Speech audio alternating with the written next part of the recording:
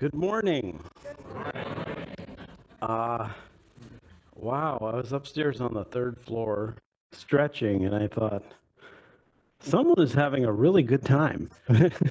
Maybe someone's a multiplicity of beings connecting, sharing with each other. Such a beautiful, joyful sound. So I love to hear it. I'm really glad to be here. Today is I get to have a celebration. I always have such an adventure with this microphone, my friends, but we're going to get there. Um, so uh, I am celebrating the publication of my new book, Inside the Flower Garland Sutra, and I'm really happy about it. It's been a project that has taken many years and involved many people. And so thank you for doing this with me. All right. So I think rather than acting like I just won an Oscar and giving a list of thanks at the beginning, I'm going to try and sprinkle the thanks throughout the process because there are so many things that I can account to other people.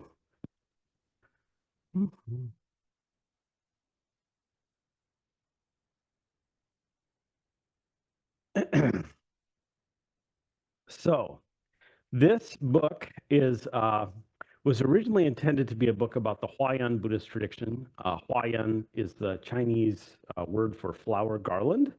And then I wrote, I wanted to do this book. I couldn't figure out any way to do it. The flower garland tradition is very, very expansive. The texts are long and complicated. The root text of the tradition is the Flower Garland Sutra, which is the longest Buddhist sutra. It's like 1,500 pages long. I thought, I really want to share the beauty and power and inspiration of this material, but I was becoming somewhat hopeless because it just was too expansive. In fact, Chinel, one of the greatest figure probably in all of Korean Buddhism, once said, he said something like, this is the greatest text, but I can't teach it because it's just too big. And so I felt like, okay, well, Chinel, if that's how you feel, I may be the same. But I had would you mind moving that over just a little bit? Great experience. I got an announcement somehow that there was going to be a talk at Augsburg University by a professor named Jin Park from American University.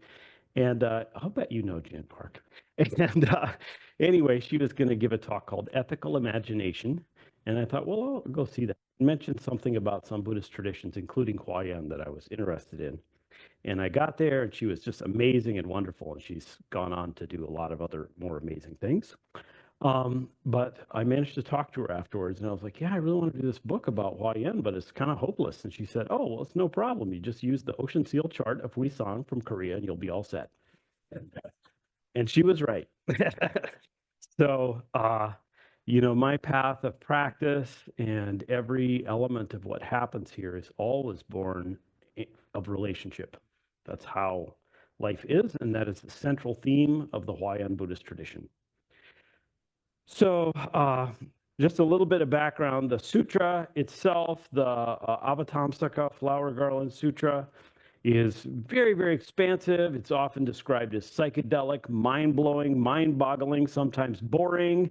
For those of you who've read it, you're like, okay, we're going to read about something that happens. And you're like, they don't just say there were 2,000 bodhisattvas there. They name each one of them individually. So it was a practice to understand how to read and meet the text. Just like sometimes there's people in your life that you're like, I really don't get you. And maybe I don't want to get you. Or maybe I do, but I'm really frustrated with things that are happening with us. And so I practiced with the text, and now we're good friends. And yes. So that's the sutra, themes of the sutra: abundance, diversity of people and practices, unlimitedness, big time, interdependence of all phenomena, social engagement, sensual pleasure, enjoying that which is beautiful, letting it in. So from the Huayan Sutra, the Huayan Jing, emerges in China a whole religious tradition called Huayan Buddhism, which was very influential on Zen, and in particular on Soto Zen through Dogen Zenji. And Huayan keeps a lot of these themes. Interdependence is generally understood to be like the apex of thinking about interdependence. And it is when the great 20th century teacher Thich Nhat Hanh really was looking for how to make a movement of socially engaged Buddhism based on a vision of interdependence. He frequently refers to and draws from the Huayan tradition. There's another possibly paradoxical, or I don't know, an emphasis in Huayan on particularity, on taking care of things, which I'll point towards a little bit more. But much Indian Buddhism is about investigating how consciousness works. So, like, so you see this reflected in modern day. If you go to an Insight or a Theravadan tradition, you're going to get a lot more teachings about like looking at particular qualities and aspects of mind, using meditative techniques to see where there's aversion, see the quality of impermanence of this kind of feeling, and so forth. And then here we're like, yeah, just could you please not move your cushion with your feet? Yeah. This is how you cut a candle. This is how we're going to sort and clean rice, and how to cut carrots, how we're going to ring a bell, how we're going to find a container for two of us to come face to face intimately using some careful motions of the body. So this emphasis in Soto Zen on particularity, and in particular on things and affairs, flows right through Huayan and into our lives in this space. So then the last little piece about sort of the material of the book is that the book is a line-by-line commentary on a 30-line text called, it's got a lot of names, the Seal of the Huayan One Vehicle Dharma Realm, the Song of Dharma Nature, the Ocean Seal Chart. Huayan is great. Everything always proliferates more. So then people are like, how could this influence Zen, which is so spare? But Zen embraces oppositions, extremes, paradoxes. So anyway, it's 210 Chinese characters. They're arranged in a grid that's like a maze. So they move not in a normal sequence like a Chinese text would, but they're gone through this maze. And I don't have time to really, it's really fun to explore, but this talk will not do it. Maybe someday. And yeah, I have one both right above my desk at home and right behind my desk. So every day I go in and I look at these things, and that's been true for about 3 or 4 years. So, and the Ocean Seal chart is intended to be like a super compact summation of the teachings of Huayan and the Flower Garland Sutra. So I want to talk about the themes of the tradition. So somewhere in the Ocean Seal chart, the Song of Dharma Nature, seal of the Huayan One Vehicle Dharma Realm, there are a couple lines that say, in the midst of Buddha's Ocean Seal Samadhi, the abundant manifestations are inconceivable. This rain of jewels benefits all life, filling all space. This is a characteristic of the tradition. It's relentlessly and overwhelmingly joyful, positive, and celebrating what can be seen if we open our eyes. So abundance is this central theme. And, in the commentaries on the text, most commentators will say the jewels that they're saying are abundant and everywhere, raining everywhere, are the capacity of sentient beings to do something beneficial, skillful means. So if you look around, there are billions of people in every single instant who can do something beneficial. That is awesome. I mean, truly awesome. Not just like, dude, kind of awesome. This pizza is awesome. Like, awe, unbelievable, staggering, mind-boggling how much wonder and power there is in people's ability to offer something beneficial every moment. You're included in that, and you can look around and you can see it. Now, you might sometimes think, if that's true, why are people being such a bunch of bozos? I get that. This text is not encouraging us to use that view. but to turn the lens of our awareness to say, everyone here can do something beneficial. Let's look at them in that light. Let's treat them in that light, and let's act from that position in our own lives. Also, this theme of abundant manifestations is about meeting actual material needs. Back to the fact that Huayan is about actual things and affairs. So there's quite a bit in the, especially in the Sutra, about teachers whose main way of teaching Buddhism is by giving people things like food, medicine, healing touch, freedom from prisons, other kinds of resources, beautiful things, jewels, perfumes, clothing. I wish I was a better teacher, but I mostly give people a lot of words. So sorry. There are some who do that, so that's okay. This view, I cite at numerous times in the book a contemporary Potawatomi author named Robin Wall Kimmerer book, in her book Braiding Sweetgrass, the theme of which really is trying to help people see abundance and the possibility of a mutually beneficial relationship between humans and our natural world, as opposed to what many people carry, which is the sense that there is no way we cannot be exploitive. This is a position she will not support. And it brings to mind a line from the book Black Elk Speaks by a friend of Black Elk named Luther Standing Bear, who said, only to the white man was a wilderness, in a wilderness full of wild animals and savage people. To us, the earth was bountiful, and we were surrounded by the blessings of the great mystery. And I can tell you, Luther Standing Bear did not live in a mansion by any means. So I do want to read a passage here from the book.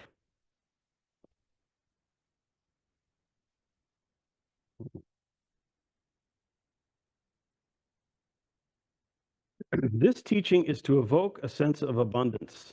It is to cut through anxiety, alienation, and clinging. Early Buddhist texts focus on giving us things up. Early Buddhist texts focus on giving things up so we can be free of our clinging. Huayan emphasizes seeing a world so replete with riches that we feel no need to hold on. Huayan teachers understand that these abundant manifestations require our actual giving. In his commentary on this line, Pabyong writes, it may be compared to the wish-fulfilling gem possessed by a wheel-turning king. If it is kept in the royal treasury, it does not rain down all manner of treasures. In a Pali Canon text, a king gets wise counsel on how to deal with bandits overrunning the realm.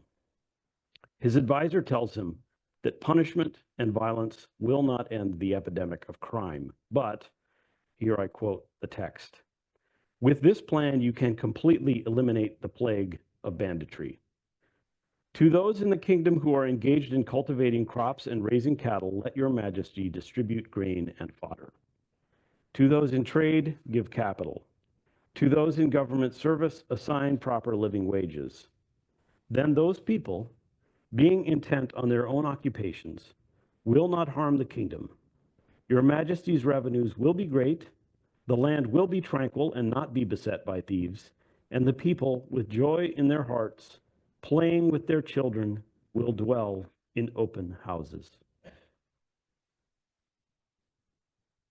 So at many points, I look to draw from the earliest texts, which are often thought to be very different for the Avatamsaka, and demonstrate the themes which the Huayan tradition is drawing from earliest Buddhist literature.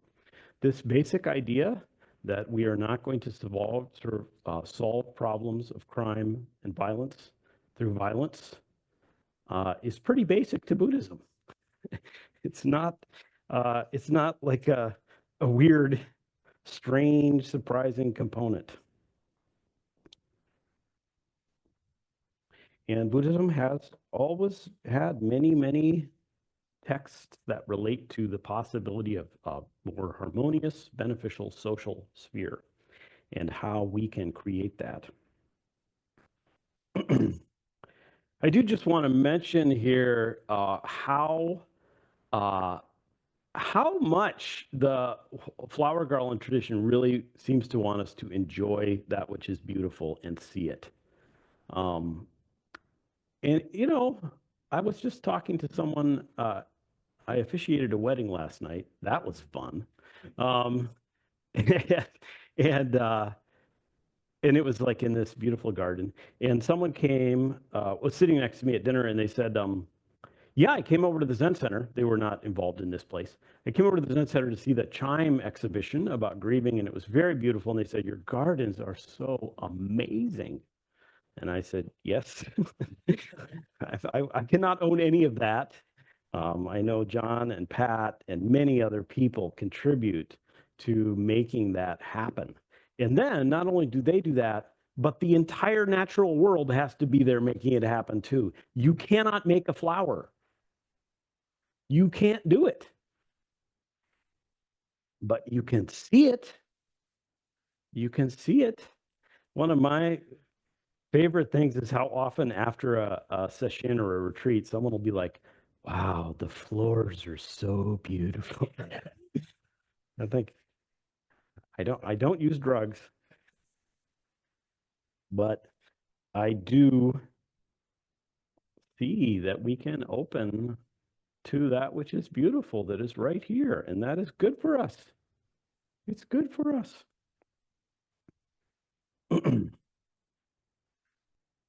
So I would say, generally speaking, like if you were to ask, how many people actually know something about Huayan? Like 72. So you ask those 72 people, all of whom have PhDs, and then me, who's like, hi, can I hang out with you? Anyway, so what is Huayan? One word for Huayan. I think many, if not most, would say interdependence is the theme. Maybe not, but it's a big deal. So in the Ocean Seal chart text that I'm commenting on here, there's a series of lines. Within one is all, within many is one. One is all, many are one. Within one mote of dust is contained the 10 directions, and within each phenomena it is also thus. Immeasurable distant eons are one moment of mind, and one moment of mind is immeasurable eons. So the implication of interdependence here is to just see that each particular thing contains or is absolutely intimate with the whole, and the whole always can only be manifest through exact particulars. You can't have the universe without you right now. There's not some other universe right now that doesn't have you in it, or it doesn't have the people you don't like in it, or it doesn't have the things that you wish you had that you don't have in it. It's this one, like this, particular, immediate, and yet absolutely connected to everything that has ever been and ever will be and is anywhere in space. So I'll read a couple passages here.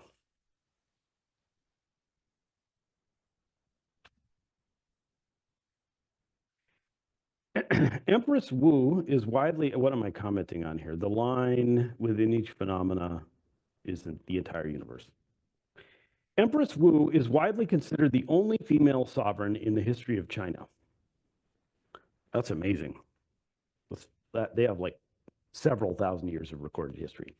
She was closely associated with Huayan and drew authority from claiming the power of the Avatamsaka Sutra's main icon, Vairochana Buddha. I do not think theocratic government is a good idea. Sorry. Even if it's Buddhist. I feel proud.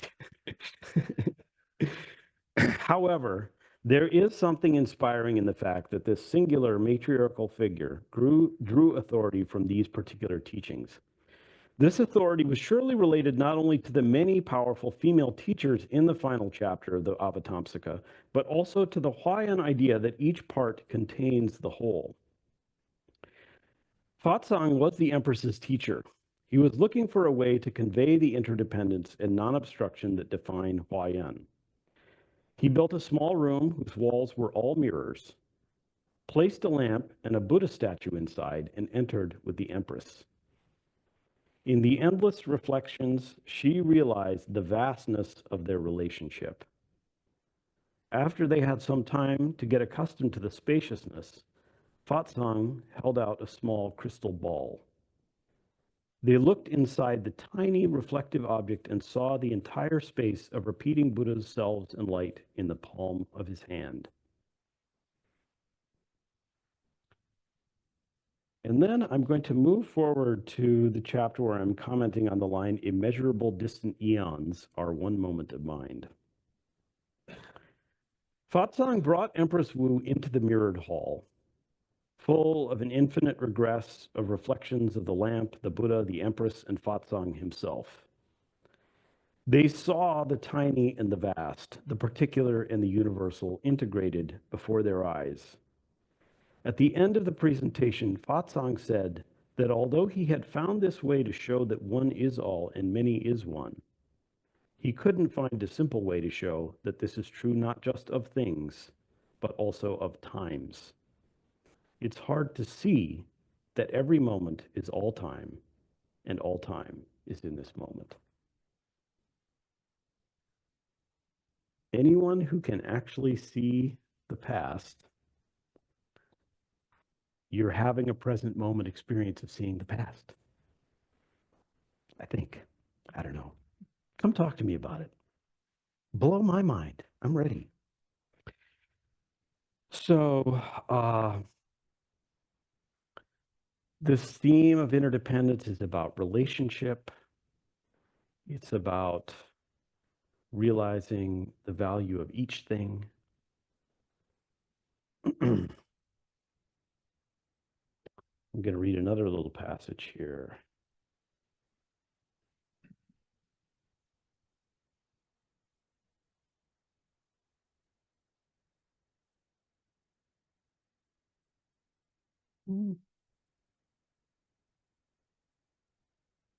Oh.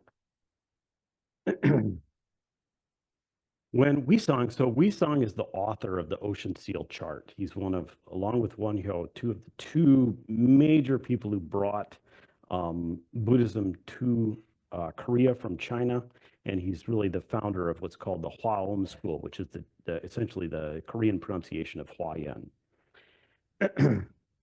When Huayan traveled to China for the Dharma, he met a woman named Sun Myo who fell in love with him. He told her that his vow of celibacy meant that he could not requite her love, and her ardor to protect him on the path transformed her into a dragon. After years of caring for him on his travels, she became a great stone, hovering over invaders outside one of the first temples he founded. She is perched there now, a great stone guardian overlooking the temple of the floating stone, Buseoksa, near Yeongju City in Korea. The times of myth, of history, and of the present can collapse in a good tale. Trauma, too, can make the interpenetration of times vivid. Yesterday, someone described being overwhelmed by emotions during an argument with a friend. Suddenly, they had the jarring experience of being a 3-year-old child, feeling the same rage, the same need to hold someone at bay who won't say no, that was showing up in their present life. This collapsing of time and identity rang true to my own experience when I was receiving treatment for post-traumatic stress. Somehow, I could be totally aware of my own bodily sensations, my own present moment sensory environment, my own agency and adulthood, and absolutely also be the terrified child consumed by shame, terror, and rage. A child who in linear time had grown up 30 years ago. Teachings on karma have much in common with contemporary theories of trauma. So does the Huayan emphasis on the interpenetration of past, present, and future. Scientific data show that the deep relationship between a child struggling to find food and safety in an impoverished neighborhood and an adult being pushed into a prison cell. Understanding karma can help us know the importance of our actions. Knowing interdependence opens up space for compassion and shows that we can create conditions for freedom for everyone. We are always participating in the conditions that create the life for everyone. So we absolutely can't fix, control, and manage it. It's not going to happen. But you can do something. So that's much less pressure. Just do something. Kind, skillful, compassionate. And it can really help when it comes to seeing the interpenetration of phenomena, that one is all and many is one, that immeasurable distant eons are one moment of mind. One moment of mind is immeasurable eons. Meditation is one of the most powerful means, especially very simple style like we do here, where all we're doing is opening the hand of thought. Not trying to make something happen, not trying to attain something, not to accomplish anything, control anything, just letting the part of the mind that turns things into objects to be manipulated have a break. It gets tired anyway. It's tired out, turning everything into a world of objects to be like, do I like this or not? And when that opening happens, we plant the seeds of seeing just how deeply connected everything is.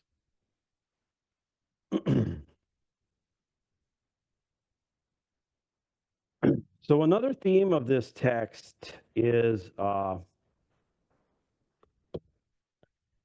particularity and activity. That's what I wrote, particularity and activity. So I alluded to this before, taking care of specific things in their distinctness. Because I'd be like, I actually heard a beautiful talk by, can't remember his name, a teacher from Japan, a somewhat young abbot at a Japanese community temple. And he was talking about going to Eiheiji to train and being like, this is so stupid. I spend like 2 hours cleaning the same floors every day. And I've been to Eiheiji, they literally gleam. There's the patina from the hand wiping with cloth is astonishing. And then he talked about how he realized that he was learning to care about exactly what is in front of him. And that could be there for him for his entire life in every situation.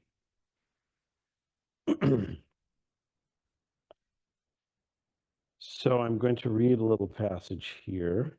There are many parts of this book that I'm not focusing on that really address more closely. Huayan is philosophically complex. Yes. So I do try and approach those, and none of those, it's like you really need more time than I have in this talk because I want to give an overview. But this gives you a little, this will give you a little sense.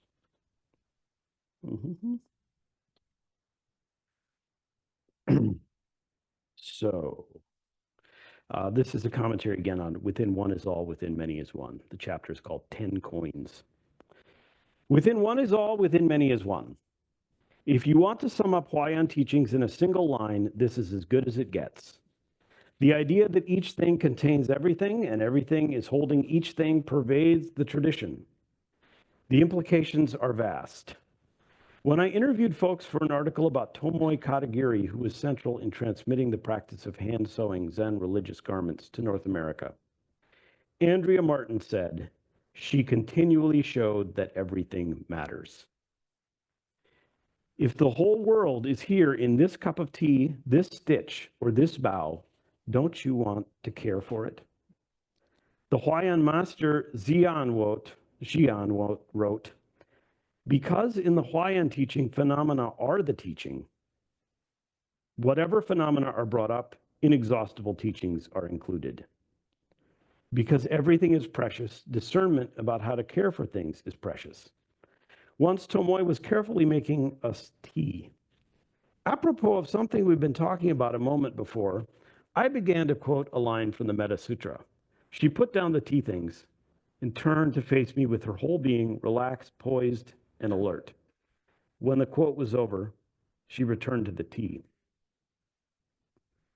In Huisong's commentary on this poem, he repeatedly refers to the teaching of the 10 coins.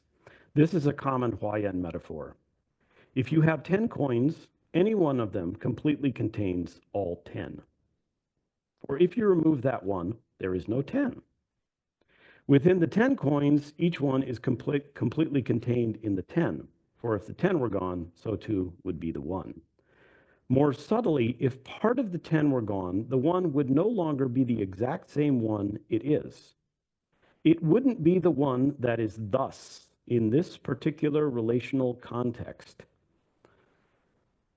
If a bowl of soup costs 10 coins, the 1 as part of 10 coins is sufficient. As part of 9, it is not. It is practical for people to agree that 1 coin always has the same value as 1 coin. But this is a limited view. A $50 parking ticket means something very different to someone who is hungry and poor than it does to someone with thousands, millions, or billions in the bank.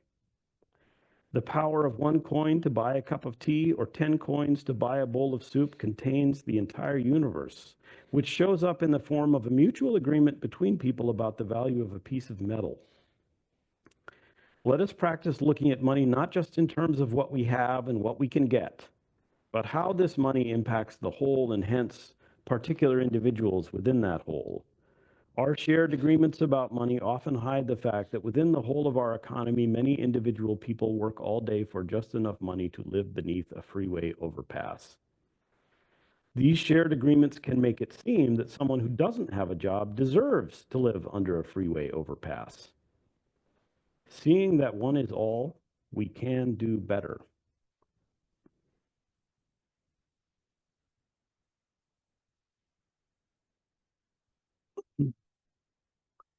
So one of the themes of this book, as I'll segue into in a moment, is the big emphasis on social engagement in Huayan teachings, in particular in the Avatamsaka Sutra. But here I sort of highlight how the 10 coins relates to what you could call economy, but I would just say like people's actual lives. People's actual lives. And this can motivate us to see people differently, to engage in the economy differently, to engage in the political sphere differently. I gotta be careful because I was so excited. There's someone I really like for mayor of Minneapolis, and I'm not naming them. I think maybe I'm not giving them away, I hope. And I'm not going to tell you who it is while I'm in this building. Or even in the yard. But I just saw them speaking with great vision about embracing the abundance of Minneapolis. Not only a city of enormous riches, if you look at the course of human history and you think about the material wealth of this city, it's unbelievable. It's staggering. But that's not even what he's talking about. He's talking about the abundance of creativity, of wisdom, of care, of compassion, to call on us to say, let's look from that lens and act together from that position. I said, wow, you should give a talk on Huayan.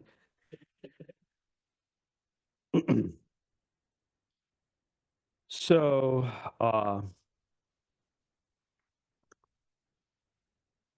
then all that, wow, again, comes back down to just taking care of a little thing. Hannah Arendt, a great philosopher, a Jewish woman who escaped Europe in the early stages of the Holocaust, wrote, even the smallest act in the most limited circumstances bears the seed of boundlessness. Her big theme of her work was trying to understand how authoritarianism and how fascism function, and to think, what can we do to respond and create a world that's safe, cares for everyone. Even the smallest act in the most limited circumstances bears the seed of boundlessness. Gratitude when you eat. Thinking about it when you're just like, anyone's going to buy something. It's so easy now. You just push a button. Ding, ding, ding, ding, ding. Ding, ding, ding, ding. It's like those little mice in a thing with food. Ding, ding, ding, ding, ding. What is in our hearts? What is in our hearts? What is motivating us? See it, care about it, transform it through being in a community that's rooted in deep values of community care and well-being.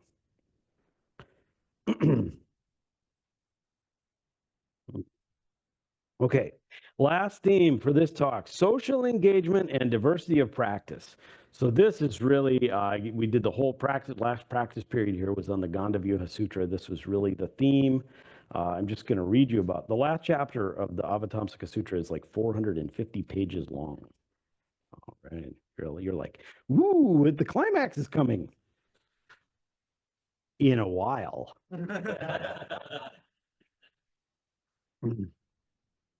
um, yeah, social engagement. How does like a book like this come to be? Yes, just some person is just like I have an idea and then they magically make a thing happen. No. Uh, I have received so much support from people here at MCMC over the years. My teacher, Tim Burkett, in particular, but so many other people. Tim, I think, is ill today or wasn't feeling so well, so he said he was sorry he couldn't be here. But so many people here, and then outside of this community, people were encouraging and supportive along this process. The academic work that people do I just absolutely could not, well, I don't want to do.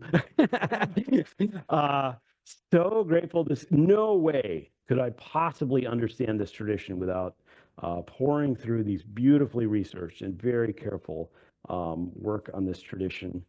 And then, Katagiri coming here across the ocean, Tomoe-san sitting down with me and patiently helping me sew my garments, because that took patience. I could go on and on. So like this book it's not mine. It's not mine. I'll feel like it's mine sometimes. That's cool. That's fine. That's something that happens, but it's not true. And when you buy a copy, it's not yours. Aya Kema, the great Theravadan teacher, she wrote, everything belongs to the universe. There is no owner of anything. The Gandavyaha Sutra, or Entry into the Realm of Reality Sutra, is the third of the key standalone sutras that were incorporated into the Avatamsaka. It constitutes the final and longest chapter of the Avatamsaka Sutra. It tells the story of a young man, Sudana, who commits his life to liberation from suffering for everyone and everything, and of his long and wondrous pilgrimage on the path. He meets with 53 teachers, each of whom shows him a staggering level of spiritual attainment, and then ends their meeting by saying they can't possibly know the way to liberation. Each one sends him on to visit another teacher, to keep practicing. The teachers include beggars, queens, boys and girls, monks, nuns, rich men, mathematicians, sailors, perfumers, goddesses, bark-clad outcasts, folks who change genders, people dressed in rags, those bedecked in jewels, a prince who almost loses his life working to free all the prisoners in his land, and great bodhisattvas, Avalokiteshvara, Manjushri, and Samantabhadra.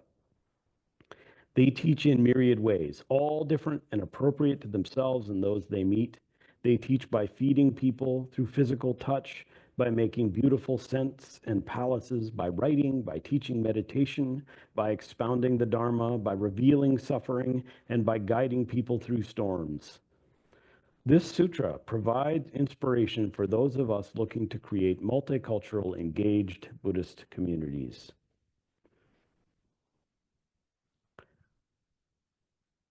We're all different.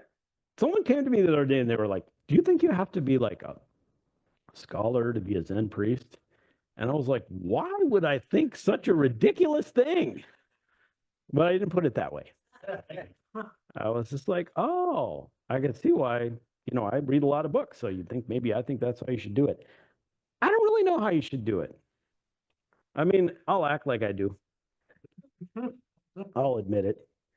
I hope that we can do it by evoking and developing compassion and care and attention and awareness to what's motivating our conduct and an ability to listen deeply to other people and understand them especially people whose voices are hidden and marginalized.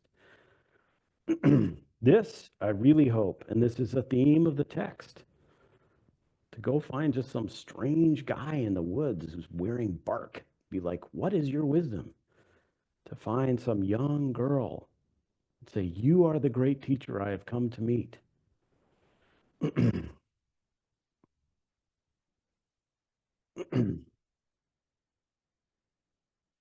So this morning, you are the great teacher I've come to meet. I appreciate you teaching me by being what appears to be beautifully interested in what's happening here. I'd like to think that even if there wasn't someone talking a whole lot, you could be just as fascinated. That you will walk out of this building and be like, wow, there's a lake. And then you'll be like, wow, there's a street light. And you'll be like, wow, there are other people. The other day, what happened to us?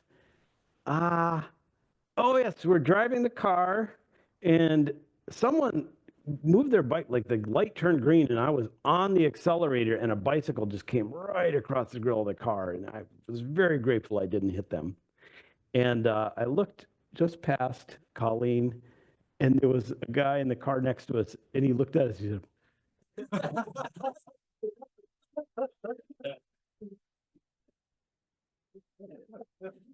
it's a moment of connection. That's all we ever have.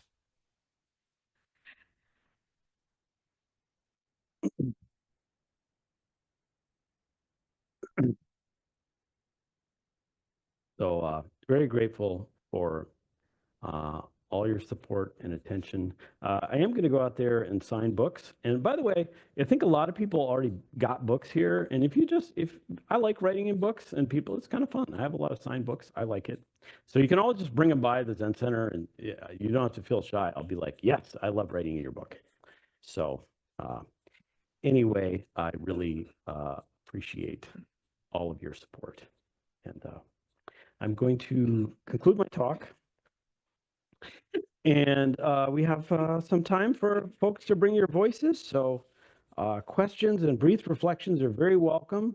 And if you're going to bring your voice, please bring a big voice that we can all hear and connect with, if you can. Roger. Could you say a bit more about how Huayan Avatamsaka tradition influenced Dogen? I don't have any scholarship that shows like, oh, he had access to this text or something like that.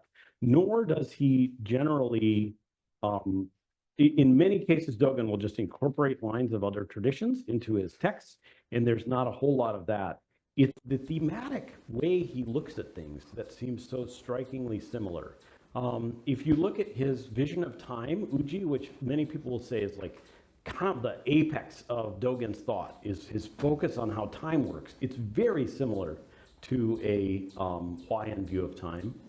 And I can't just draw up anything from my little source of quotable quotes at this moment, but he also does have a fascicle on the ocean seal chart, or not on the ocean seal chart, but the ocean seal samadhi, which is a similar. So there's a lot of little traces, but I wonder if someone who's more academically minded would be like, well, you're kind of overstepping, but I'm willing to do it because I'm looking for the themes, not the textual traces. So, thank you. Yes. So, I read your earlier book about Yogacara, which seemed quite different from what you've been talking about this morning, and I was wondering if you would draw some connections between your earlier work and this.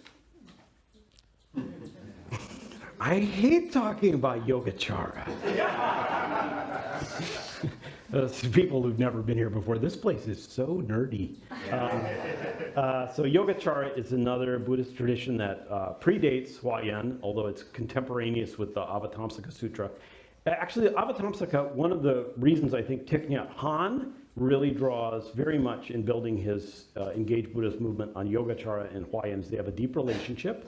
I would say the most famous line from the Huayan, the Avatamsaka Sutra is, the triple world is mind only, which is arguably like the central principle of Yogacara. So they're deeply, deeply connected.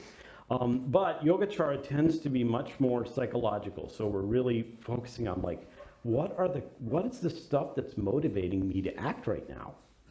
I want to know what that is, and if it's afflictive, I want to care for it. If it's beneficial, I want to nurture and encourage it. And then let your actions flow from this deep, deep understanding of what is moving you to act, so that what is moving you to act is more like kind, compassionate, tranquil, nonviolent. I'm just like reciting the list of factors that they're talking about. Then, yes, we do get this shift, and that's a pivot. One of the reasons that I think Huayan became so popular in East Asia is there seems to be an interest in having Buddhism be more about things, less about psychology and more about things. So that's why then we see Huayan takes the mind-only view and says, wow, so that means you can see all kinds of different things because your mind can do so much, so imaginative. You'll find the text is very imaginative. And yeah, then weirdly, people go, these seem so different. I would say all these actually lead and arrive in Zen at something like, a monk asked Dongshan, what is Buddha? Dongshan said, 3 pounds of flax. So these all seem very, very different, but there's actually a distinct through line between getting through them. So that's my short answer on a big question. Yeah. Now, thank you all very much. Now, if your question is something more like, yeah, this is great, but I think this person is terrible and I don't know what to do, you know, that kind of, or like, I'm sad. Can we witness that? That's also very welcome. Whatever. Anyone online want to say anything?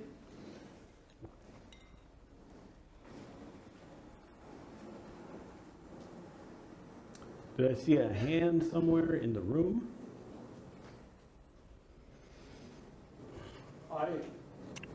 I like that you brought up the traffic thing because I think when we get on our bike or get in our car, we have this idea that we're doing this thing ourselves.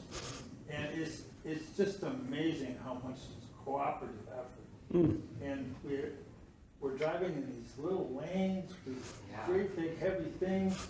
We look at the stoplight, we do that, we turn right on red by looking this way. It's an incredibly cooperative effort. Thank you for that. That's the abundance lens, right? That's the abundance lens. Hey, yeah, go ahead. Online wishes to speak. Have a question? Go ahead. Go ahead, Ellen.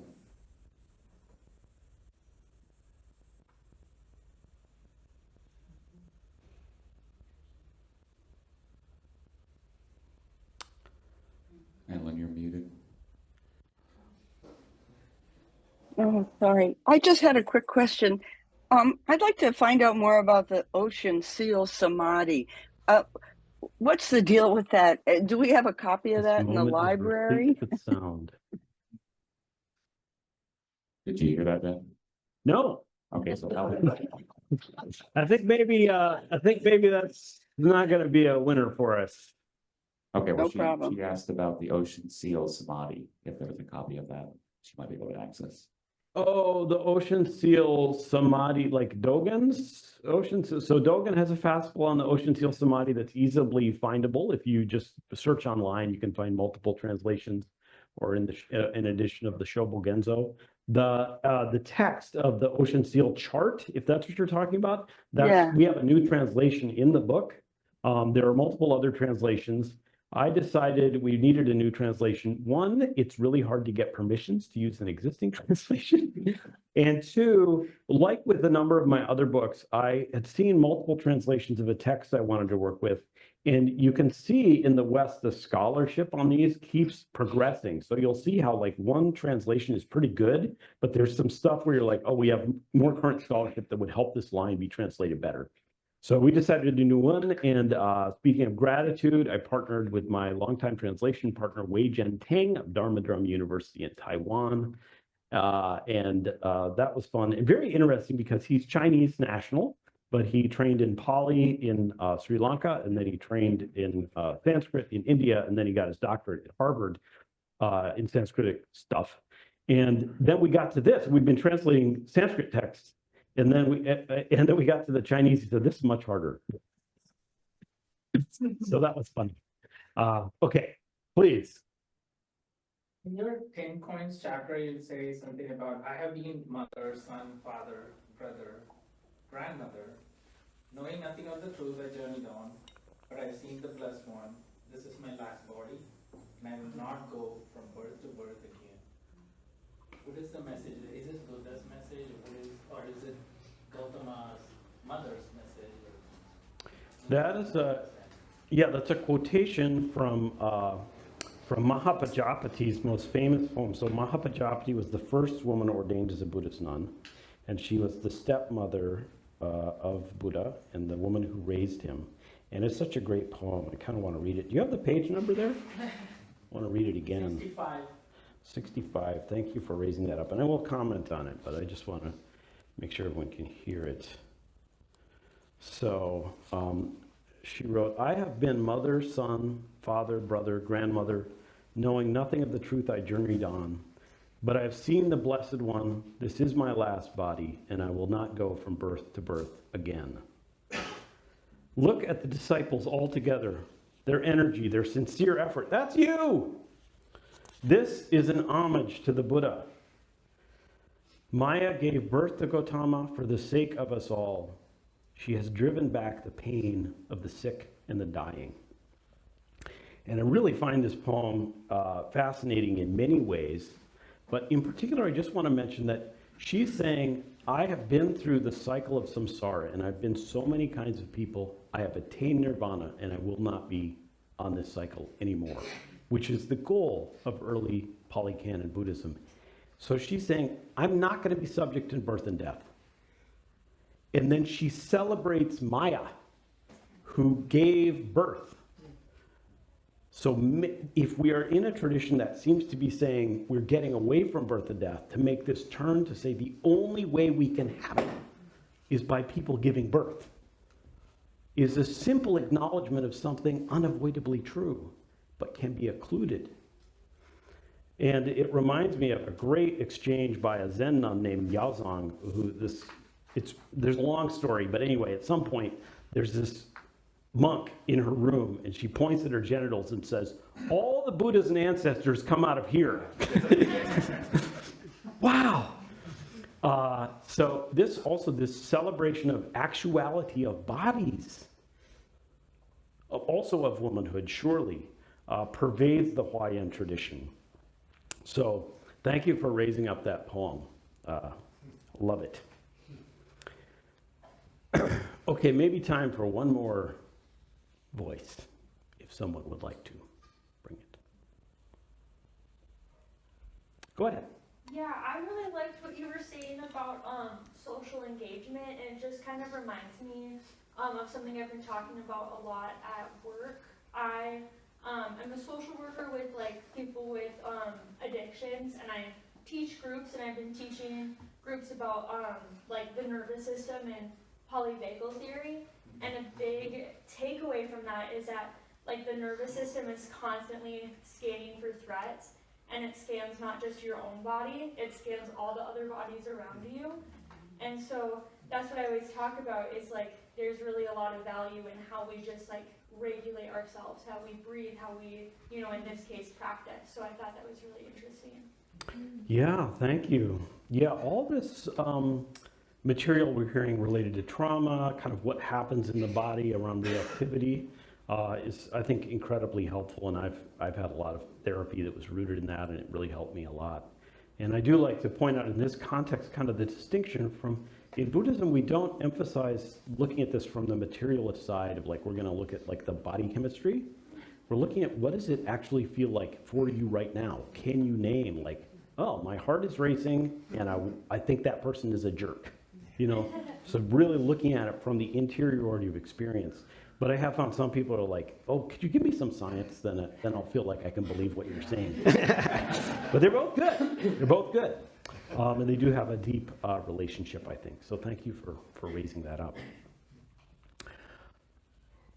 Okay, well, this is, I've been very grateful to be with you this morning, and I think there's going to be treats and all kinds of lovely stuff, and if you want me to write in a book, I'd like to do that, and I will turn it over to our esteemed Doan. Thank you all.